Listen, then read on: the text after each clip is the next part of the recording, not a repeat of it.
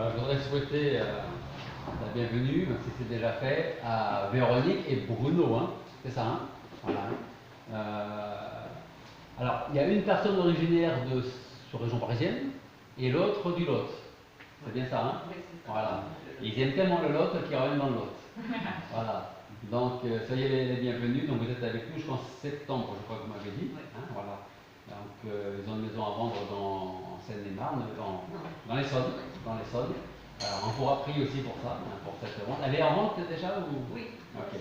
Eh bien, on priera pour ça. On fera ça dans nos requêtes de prière. Hein. Voilà. Comme ça, vous pourrez faire la bascule du côté de la lumière. Voilà. Ok. Je dis ça parce qu'on a vécu pas très loin de l'Essonne hein, pendant un certain temps, comme je disais, du côté de Fontainebleau, mais on est quand même bien dans le Lot. Hein. Qu'est-ce que vous en pensez les autres? Oui. Donc voilà. En tout cas, soyez les bienvenus hein, parmi nous. Alors, ils sont venus déjà il y a 2 ans. Hein. Il y a 2 ans. Il y a 2 ans. Voilà. Donc c'est pas la première fois, mais c'est bien de rappeler que voilà, ils étaient déjà venus. Eh bien, vous savez quoi? On va continuer notre série sur le fils prodigue. C'est bientôt fini. Alors, j'ai envie de dire, ne vous inquiétez pas, ou peut-être de dire déjà. En tout cas, nous en sommes à la 6e prédication sur le fils prodigue. Donc, on va retourner dans l'évangile de Luc, au chapitre 15. Luc, chapitre 15. Et nous allons lire les versets 17 et 18. Luc chapitre 15, versets 17 et 18. Alors avant de lire, je voudrais juste vous rappeler, si vous l'avez oublié ou si vous ne savez pas, que vous pouvez retrouver bien sûr toutes les prédications précédentes sur le Fils prodigue et bien d'autres, sur le YouTube de l'Église, l'Église Baptiste Cahors, vous pouvez revenir en arrière. Luc chapitre 15, versets 17 et 18. Étant donc rentré en lui-même, il dit: combien de serviteurs aux gages de mon Père ont du bien en abondance, et moi, je meurs de faim. Je me lèverai, je m'en irai vers mon Père, et je lui dirai: mon Père, j'ai péché contre le ciel et contre toi. Nous allons prier. Père Céleste, nous voulons te remercier parce que ce matin, tu nous donnes la possibilité d'être là encore pour continuer à étudier cette parabole que notre Seigneur nous a apportée. Et c'est vrai qu'il y a tellement de choses à dire, à retenir et à mettre surtout en pratique. Alors Seigneur, je te demande de nous disposer favorablement aujourd'hui, ce matin, que notre esprit puisse être tourné pleinement vers toi, que ton esprit nous parle, nous enseigne, nous reprenne, nous corrige. Merci de nous conduire ce matin dans ta maison et à travers ta parole. Et sans ton nom, nous te prions. Amen. Alors si je vous disais quelle est la meilleure chose qui puisse arriver à l'homme, l'homme avec un grand H, c'est-à-dire homme et femme. Le temps que vous réfléchissez, je vais ouvrir mon volet. Quelle est, selon vous, la meilleure chose qui puisse arriver à l'homme?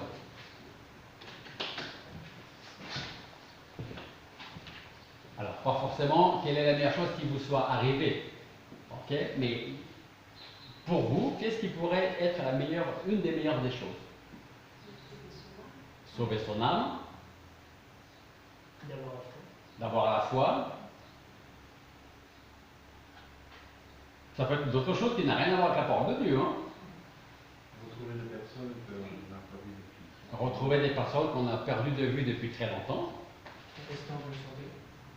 Rester en bonne santé. Rester en bonne santé. Avoir l'amour de sa famille. Avoir l'amour de sa famille. Alors, je souris parce que tout ce que vous êtes en train de dire, je ne sais pas si c'est inconsciemment, mais tout tourne autour du fils prodigue en fait. Hein? L'amour de sa famille, son père qui attend, retrouver ceux qu'on n'a pas vu depuis longtemps, avoir la foi pour revenir. Autre chose peut-être? N'hésitez pas, hein? Même si ça n'a rien à voir avec la parole de Dieu. Ou alors, je vais poser la question autrement. Selon vous, pour le monde, quelle serait la meilleure chose qui pourrait arriver à l'homme? Qu'il n'y ait plus de guerre. Qu'il n'y ait plus de guerre, par exemple. Devenir riche. Okay? C'est vrai que chacun pourrait avoir son idée de ce qui pourrait être pour moi le meilleur.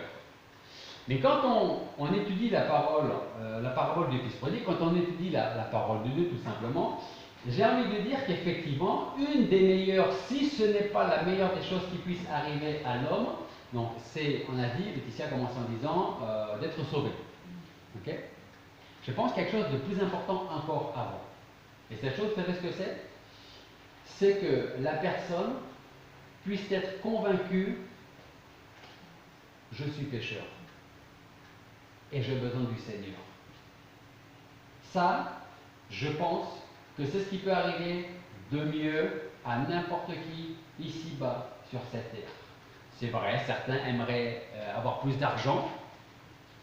On va en parler franchement. Qui aimerait avoir plus d'argent? Moi, j'aimerais avoir plus d'argent. Je ne cache pas. On aimerait tous avoir un peu plus d'argent.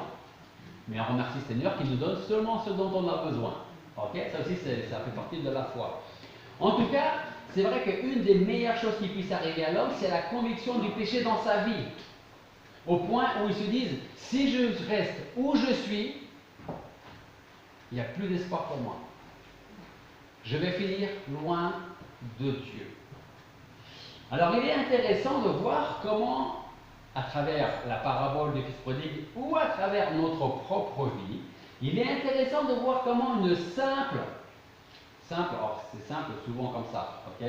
Parce que c'est simple quand c'est la théorie, quand c'est la pratique, ça peut être autre chose. En tout cas, il est intéressant de voir comment une simple épreuve peut changer nos attitudes. Des idées qu'on avait toutes faites, nos préjugés, parfois même notre vie entière. Une simple épreuve peut nous changer radicalement. Alors après avoir constaté que son péché avait un terme et que loin de Dieu il ne pouvait pas trouver le véritable bonheur, même si provisoirement le Fils prodigue a trouvé un certain plaisir à être loin de la famille et à profiter de sa vie pleinement, le jeune Fils prodigue se sait maintenant à présent mourant. Le verset 18, je me lèverai, je m'en irai vers mon Père, je dirai, mon Père, j'ai péché contre le ciel et contre moi. Le verset 17, la fin, il dit, et moi, je meurs, je suis ici et je meurs de faim. Parfois, Dieu va utiliser une personne, une circonstance, un événement pour déclencher quelque chose chez nous. Dans le cas du jeune homme,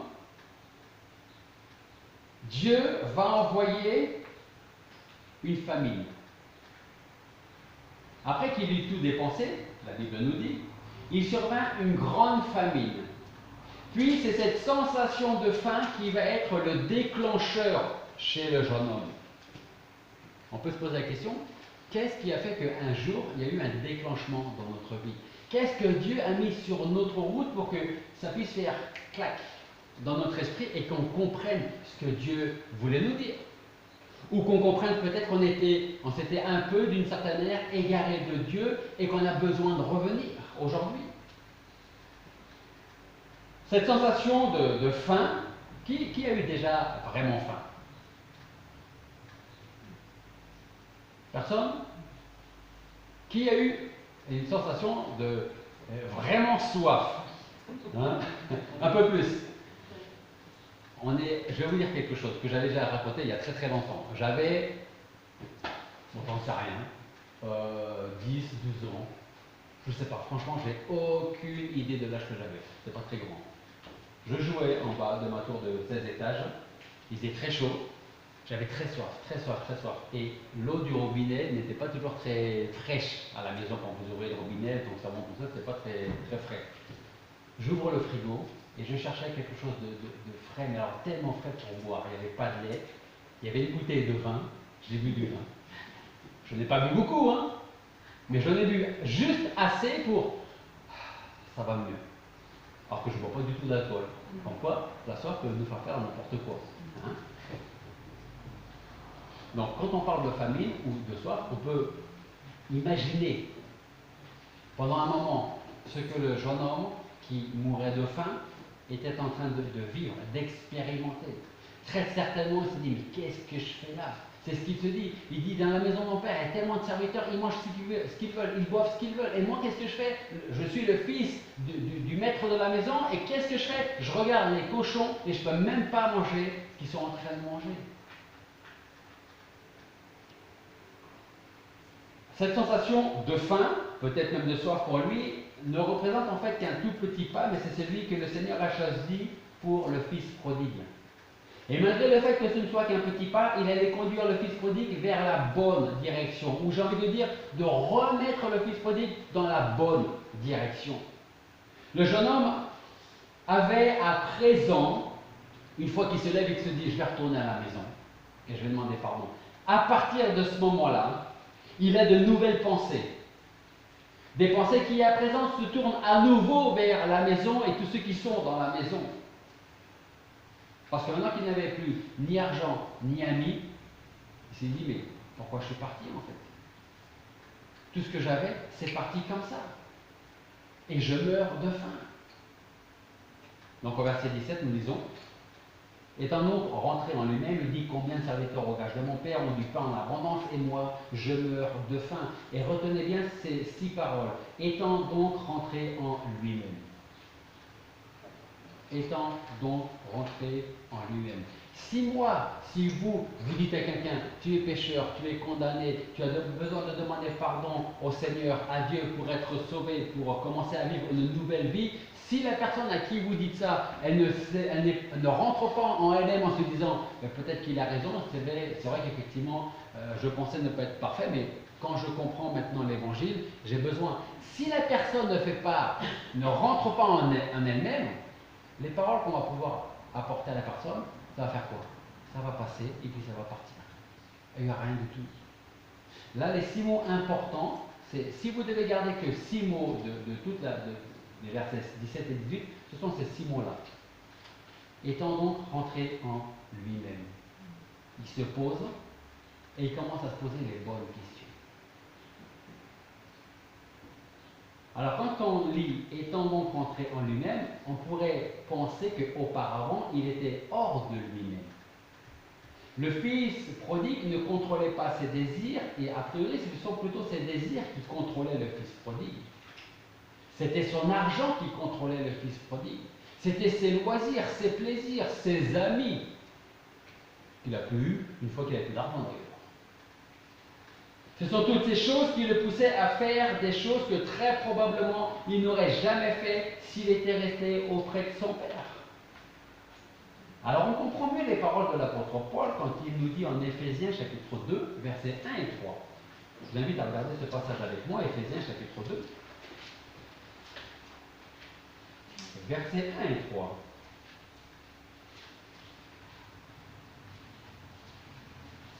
Éphésiens 2,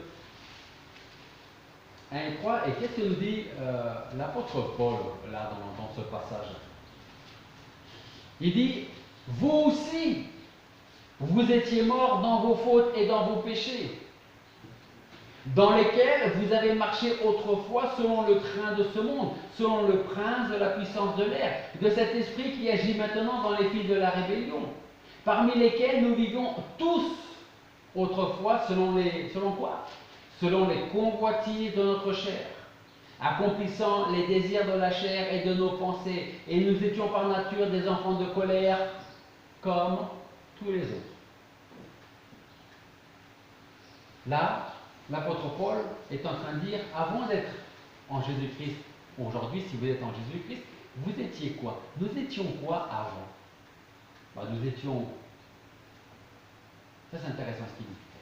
Il ne dit pas, on était imparfait. Il ne dit pas, en tout cas, en premier abord, vous étiez pécheurs. C'est pas ce qu'il dit. Il dit quoi? Il dit, vous étiez morts. Et quand on est mort, on est mort. Quelqu'un a déjà vu un mort? Est-ce que quelqu'un a déjà vu un mort? Ok. Vous pouvez faire ce que vous voulez, dire ce que vous voulez, lui gratter la pointe du pied, il est mort, hein. Il ne va pas bouger, il ne va pas rigoler, il ne va pas se mettre à parler. La mort, c'est quelque chose, c'est un état où plus, enfin, là je parle selon le monde, hein, où plus rien se passe. On est mort, on met dans une boîte, 6 pieds sous terre, et puis c'est terminé. En tout cas, le mort ne ressent plus aucune sensation. Il n'entend plus, il ne voit plus, il ne respire plus, il est mort. C'est terminé. Paul dit, vous étiez mort. Pourquoi c'est important ça? Parce que si ce n'est pas le Seigneur qui ressuscite les morts spirituels, personne ne peut venir au Seigneur de par lui-même. Prenez l'exemple de Lazare, merci ma femme, pas Nicodème, Lazare, dans le tombeau. Il n'était pas encore mort quand sa sœur est venue chercher le Seigneur, et elle est venue, elle dit, mon frère, il est malade, il est en train de mourir, tu as besoin, est-ce que tu peux venir maintenant, tout de suite, pour le guérir avant qu'il meure? Le Seigneur avait ses plans, hein, il savait qu'il allait mourir. Sa sœur ne le savait pas encore. Mais le Seigneur a pris son temps. Il a fait d'autres choses avant, il est arrivé, et quand il arrive, sa sœur et puis d'autres personnes disent que c'est trop tard. On t'avait demandé de venir avant, mais il est mort maintenant. C'est terminé, il ne peut plus rien faire. La pierre est roulée. Il est dans le tombeau. Et même, qu'est-ce qu'il précise? Il commence même à sentir, parce qu'on commence à sentir mauvais, surtout dans ce qui fait très chaud, à partir de, en principe, on commence à se décomposer au bout du 3e jour. Là, ça fait 4 jours qu'il était mort. Okay? Donc, plus mort que lui, bah, il n'y a pas.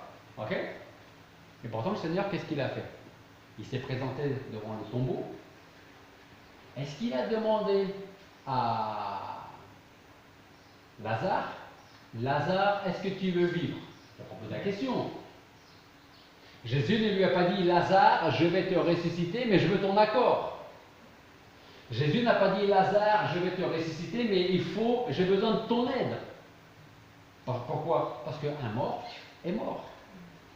Le Seigneur a demandé et a dit à Lazare, Lazare, sors. Et qu'est-ce qui s'est passé? Lazare est sorti. Paul dit, vous étiez morts dans vos fautes, dans vos péchés. Ce sont ces fautes et ces péchés qui faisaient que vous viviez votre vie à grâce ou à cause de vos pensées, des désirs de la chair, comme on voit au verset 3, parmi lesquels nous vivions tous autrefois, selon les convoitises de notre chair, accomplissant les désirs de la chair et de nos pensées. Et nous étions tous par nature des enfants de colère comme les autres. Et là, je vais revenir à mon fils prodigue. C'est seulement parce qu'il avoue avoir compris son erreur et son éloignement, son péché, que le Fils peut entrer en lui-même. Et c'est exactement la différence qu'il y a entre se savoir pécheur et être convaincu du péché. Et je pose la question. Quelle est la différence entre se savoir pécheur et être convaincu du péché? Si vous dites au monde, si on vous posait la question avant d'être Seigneur, est-ce que vous êtes pécheur? Alors peut-être que c'est un terme que vous n'avez pas forcément entendu souvent, ok?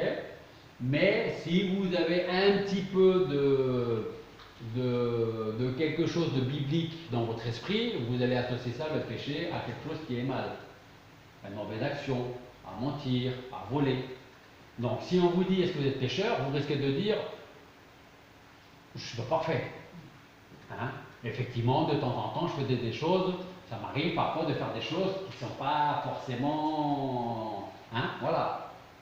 Donc il y a être convaincu d'être pécheur et convaincu, je reprends mon terme exact, il y a l'idée de se savoir pécheur et être convaincu de péché. Parce que c'est deux choses différentes. Si le jeune homme était resté dans son coin devant les cochons à se dire je suis pécheur, je n'ai plus qu'à mourir là, il serait certainement mort devant les cochons. Mais il était convaincu qu'il a péché contre Dieu, contre sa famille, contre son père. La conviction du péché fera en sorte que vous allez vous lever et vous allez dire mais qu'est-ce que je fais? Jusqu'où j'ai été? Qui peut me pardonner? Hein? Se savoir pécheur et avoir la conviction du péché, ce sont deux choses différentes, complètement différentes. Tous les hommes, en effet, en principe, vous diront, comme je le disais, qu'ils se savent imparfaits. Et c'est très souvent ce sentiment de péché, d'imperfection, qui va faire naître chez l'homme le besoin d'une religion qui pourrait, dans une certaine mesure, laver, pardonner tout ce que j'ai pu faire. Et puis on recommence. Ok? Le sentiment de culpabilité, par exemple. La conviction du péché est vraiment différente. Car si beaucoup se savent pécheurs, très peu vivent sous cette conviction de péché. Si nous n'avons qu'une conscience superficielle de la déchéance de notre cœur, qu'on croit que notre cœur est mauvais, alors nous ne savons pas ce qu'est la conviction du péché. Et non seulement nous ne sommes pas prêts de nous humilier devant Dieu, mais pire encore, peut-être que nous ne l'avons jamais fait, et nous pouvons penser être en Christ. Et on se trompe soi-même. Vous savez, croyez-moi, hein, ce n'est pas parce que vous aurez passé 40 ans de votre vie dans une église que ça va faire de vous, de moi, un chrétien. C'est pas parce que vous avez passé toute votre vie dans une église, quelle que soit l'église, que vous allez avoir les portes grandes ouvertes du ciel. Il y a je suis pécheur, imparfait, et la conviction du péché. Deux choses différentes. Et on va prendre un très bon exemple. Plus concret que ça va être compliqué. Luc chapitre 18. On va juste un petit peu plus loin. Luc chapitre 18.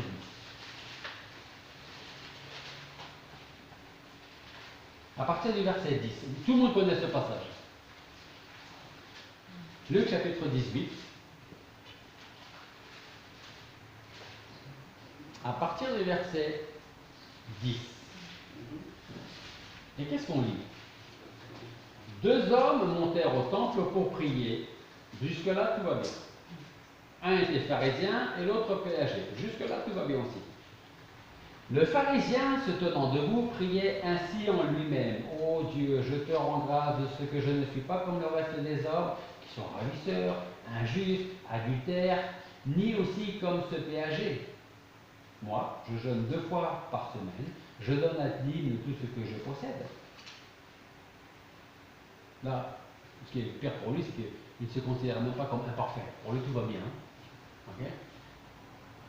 Il se compare aux autres. Verset 13.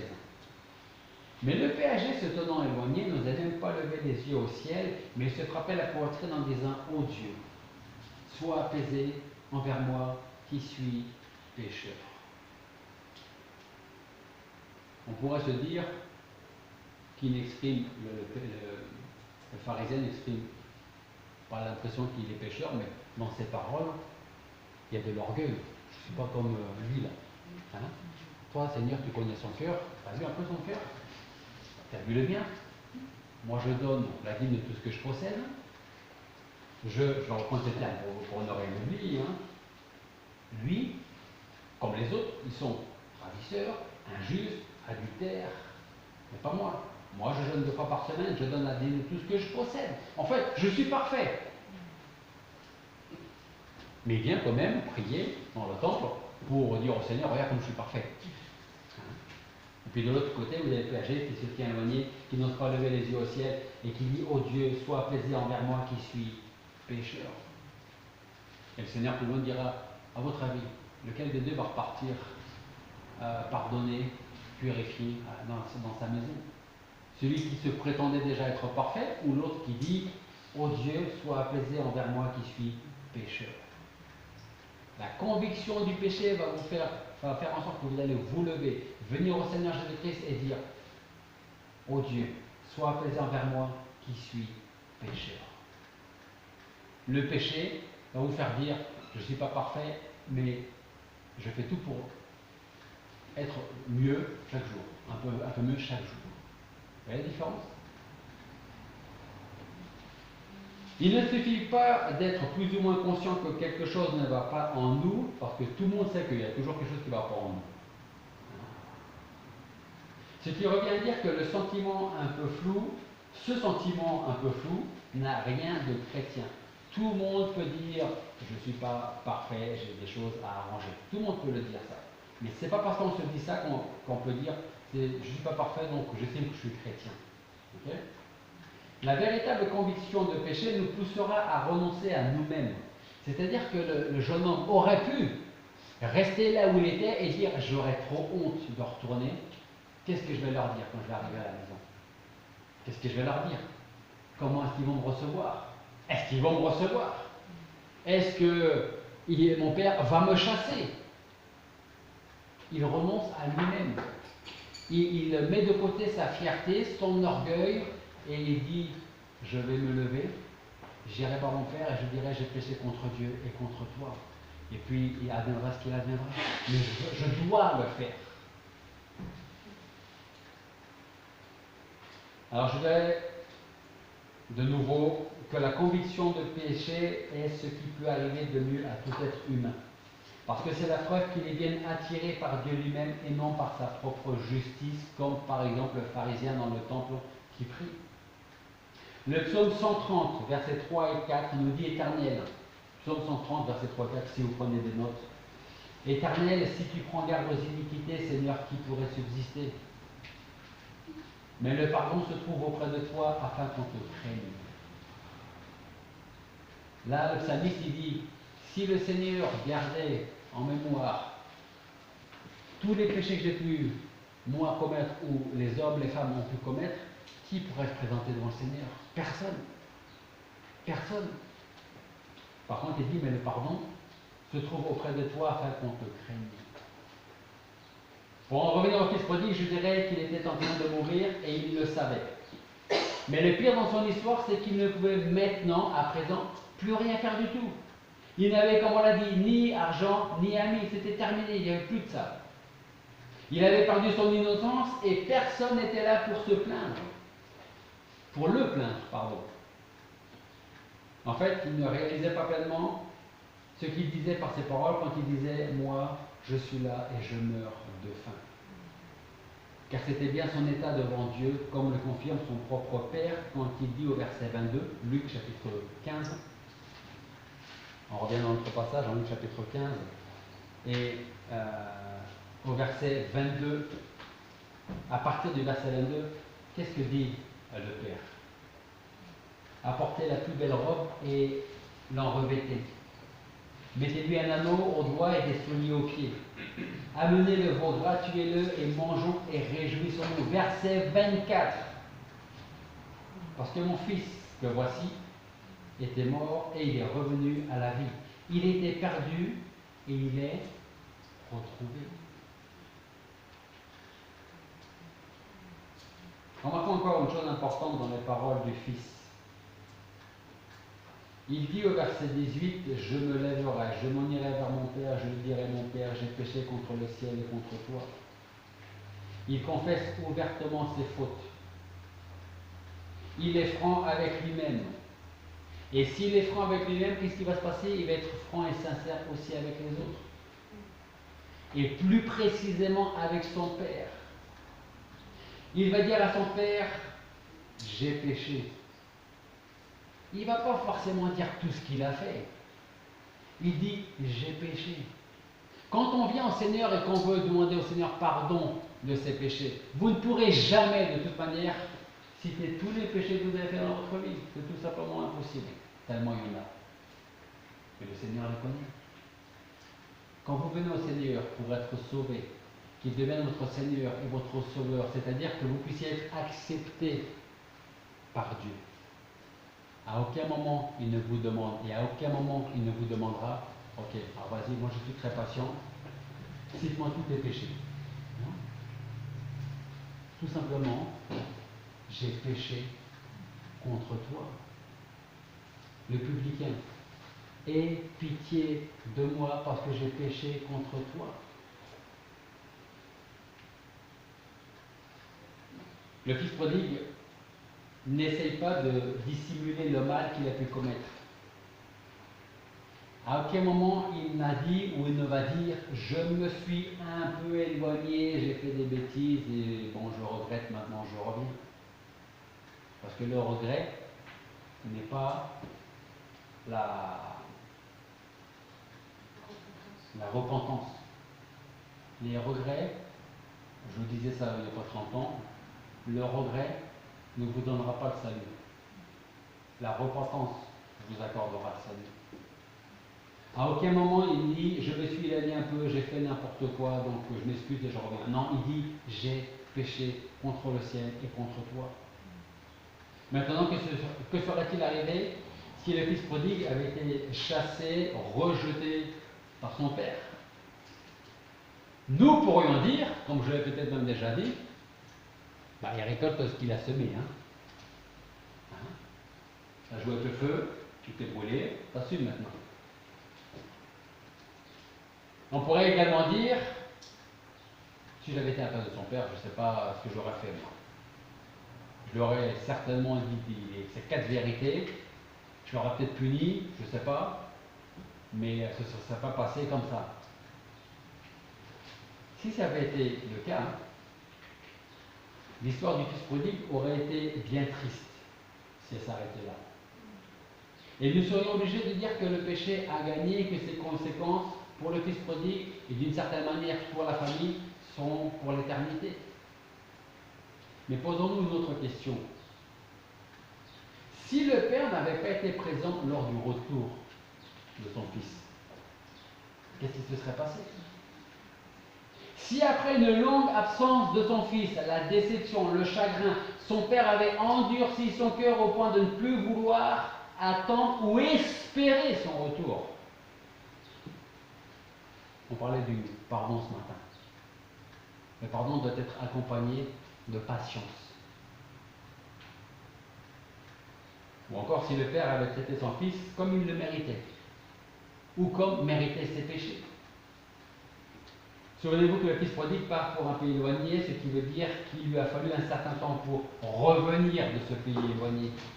Et si donc, durant ces jours, ces semaines de marche pour revenir à la maison, il n'avait pas un père pour l'accueillir, un père qui soit prêt à lui accorder son pardon, est-ce qu'il aurait eu un motif d'encouragement de revenir avec un cœur repentant à la maison, s'il savait absolument que son père ne serait pas là, ou s'il savait que son père n'allait pas lui pardonner, est-ce qu'il serait revenu à la maison? Je ne crois pas. Je ne crois pas. L'homme d'aujourd'hui a complètement retiré de sa tête et de son esprit le rôle important du Père et de sa maison. Et là, je veux parler du Père, de Dieu notre Père et de son Église. Nous ne pensons pas toujours à l'impact de notre péché sur Dieu. Nous ne tenons plus compte de notre relation avec notre Père céleste, sans laquelle rien n'a de sens. Pour beaucoup, la religion n'est qu'un passe-temps. Je n'ai pas autre chose à faire, j'y vais à l'église, et ça va très bien, et la semaine prochaine on verra. Venir de temps en temps à l'église, c'est une chose. Venir à chaque fois à l'église et prendre la parole de Dieu, la Bible, au sérieux, et la mettre en pratique, ça c'est autre chose.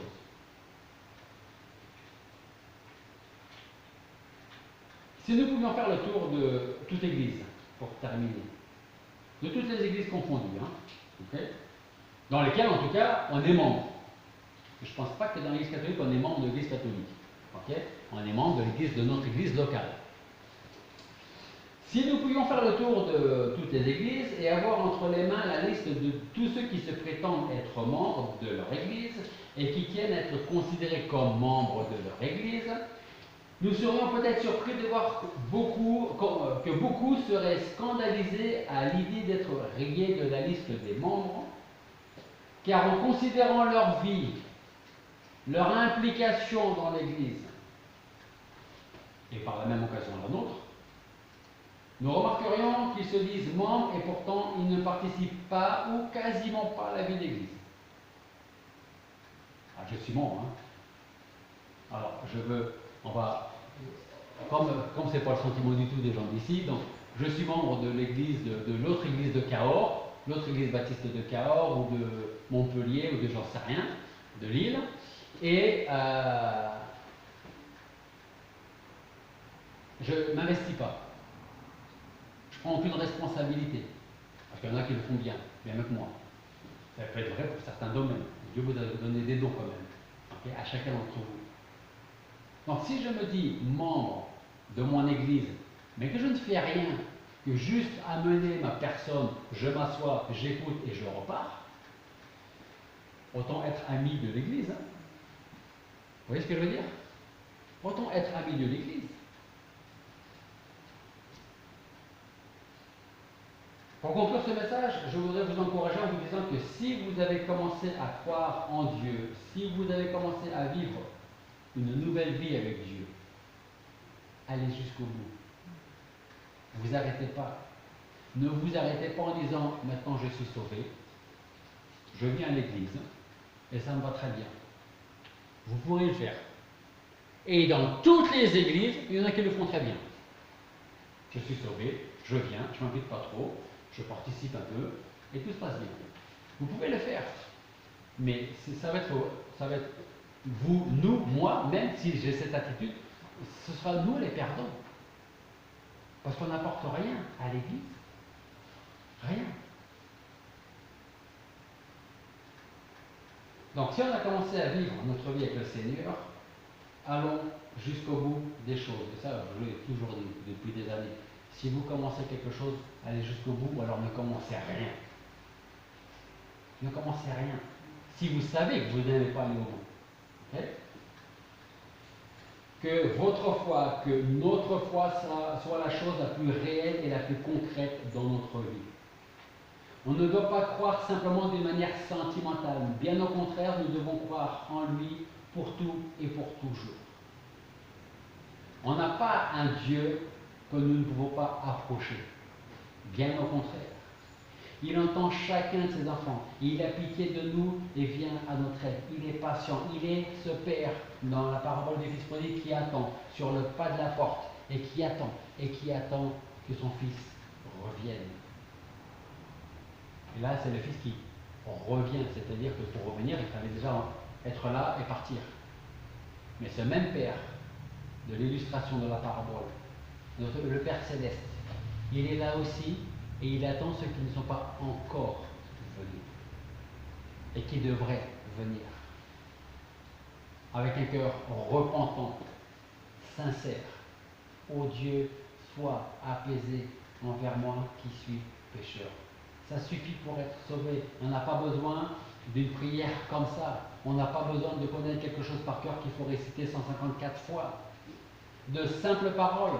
En Romains chapitre 10, il est écrit, si tu crois dans ton cœur que Christ a donné sa vie pour toi et que Dieu l'a ressuscité des morts, tu seras sauvé. C'est tellement simple et pour certains c'est tellement compliqué. De dire c'est tout? Ben oui, c'est tout.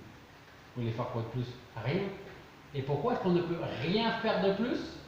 Parce que Paul disait, avant, vous étiez et un ne peut rien faire du tout. Même pas venir au Seigneur.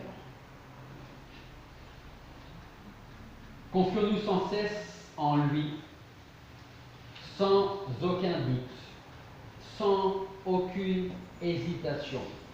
Et retenons fermement qu'il est un Dieu qui pardonne le coupable lorsque celui-ci vient à lui avec un cœur sincère et repentant. Et ma dernière phrase, c'est si vous venez comme ça au Seigneur, ou si vous revenez comme ça au Seigneur, il ne vous mettra jamais dehors. On va prier. Père Céleste, nous voulons te remercier parce qu'encore à travers l'étude de ta parole, de cette parabole du Fils prodigue, on a tellement de choses à apprendre et tu nous enseignes, tu nous apprends tellement de choses. Nous voulons être reconnaissants parce que tu es ce Dieu patient qui attend que ses enfants reviennent à lui. Et parfois tu sauras mettre des personnes, des circonstances sur notre chemin pour qu'on arrête notre course complètement folle pour revenir à toi. Merci d'être ce Dieu patient, ce Dieu qui sait, qui connaît, qui voit toutes choses et qui sait jusqu'où nous pouvons aller. Nous voulons te remercier parce que tu nous as convaincus que nous étions pécheurs, que nous avions besoin de venir à toi par Jésus-Christ pour être pardonnés, pour être sauvés et pour être un jour en ta présence. Alors je veux te prier, Seigneur, pour tous ceux qui ne te connaissent pas aujourd'hui, personnellement, qui ne connaissent pas le Seigneur Jésus-Christ, que tu interviennes dans leur vie favorablement et que de morts qu'ils sont, tu veuilles les ramener à la vie, à ta vie qui se trouve en Jésus-Christ. Seigneur, utilise-nous pour cela. Donne-nous les paroles que ces personnes, nos proches, ont besoin d'entendre. Et ressuscite-les de leur mort spirituelle. C'est vraiment ce que nous te demandons. Merci d'être avec chaque personne qui va écouter ce message à travers Internet. Que tu parles également dans leur vie, dans leur cœur. Et que ceux qui se sont éloignés de toi puissent revenir vers toi, toujours avec un cœur sincère, avec un cœur repentant. Merci de nous garder pendant cette semaine. Et c'est dans ton nom que nous te prions.